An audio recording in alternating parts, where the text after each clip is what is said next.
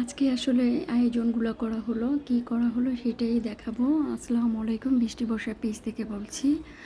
আপুরা আসলে প্রতিদিন তো আর ইফতারের আয়োজন তেমনভাবে করা হয় না, কম বেশি তো করা হয়, মানে দেখানো হয় না, সরি সেটাই বলতে চেয়েছিলাম।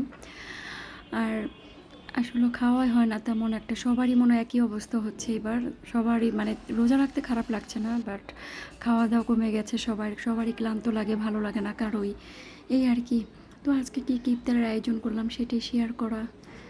তো অনেক কিছুই আজকে করা হলো। তো শুরু থেকে দেখাচ্ছি কী কী করলাম। শরবত বানালাম 2 পদের। তারপরে আমার এই শরবতটা প্রতিদিনই লাগে, অনেক কিছু দিয়ে বানানো হয় শরবতটা, সেটা আগে ভুলিয়ে নিলাম। তারপরে বেল দিয়ে দুধ দিয়ে শরবত বানালাম একটা। তো বেগুনি ভাজলাম, পেঁয়াজও ভাজলাম, এইগুলা আয়োজন করা হলো। তো আজকে একা একাই করা হলো, হাজব্যান্ড একটু দেরি করে এসেছে আজকে, তো সেজন্য তো একা একাই সব কিছু করা হলো। ও এসে লাস্টে একটু শেয়ার করেছে, ও বাইরে গিয়েছিল। তো আপুরা আপনাদের কেমন কাটছে রোজা? সবারই এই ব্যস্ততা কাটছে জানি, রোজার মাস তো প্রায় চলেই গেল, আল্লাহর দিন আর হয়তো 10টা বা 9টা এমন হবে আছে রোজা।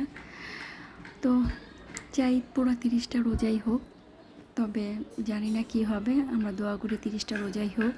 ভালোই লাগে রোজার মাসটা, আমি অপেক্ষা থাকি প্রতি বছর যে রোজার মাসটা কবে আসবে, জানি না, আমার কাছে খুবই ভালো লাগে, রোজা রাখতেও ভালো লাগে, ছোটোবেলা থেকে রোজা রাখি, তো রোজা রাখতে অবশ্যই খারাপ লাগে না।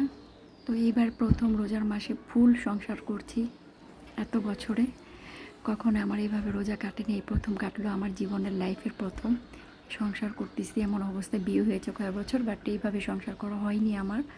তো এই প্রথম আমার জীবনের পুরো মাসটা একা একা, মানে একা বলতে সংসার নিয়ে ইফতার করা, এই আর কি, স্বামী বাচ্চা নিয়ে নিজের সংসারে। আর সবসময় তো যৌথ ফ্যামিলিতে ছিলাম, বাবার বাড়ি ছিলাম, এভাবে কখনোই ছিলাম না, এই আর কি। তো আপুরা অনেক আয়োজন করলাম, আমাদের জন্য দোয়া করবেন, আমিও আপনাদের জন্য দোয়া করি।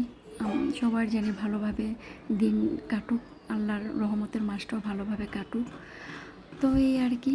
তো আপু রাখি, আসসালামু আলাইকুম, আল্লাহ হাফেজ, সবাই সবার পাশে থাকবেন, দোয়া করবেন, এগুলাই বলা, আর কি বলবো।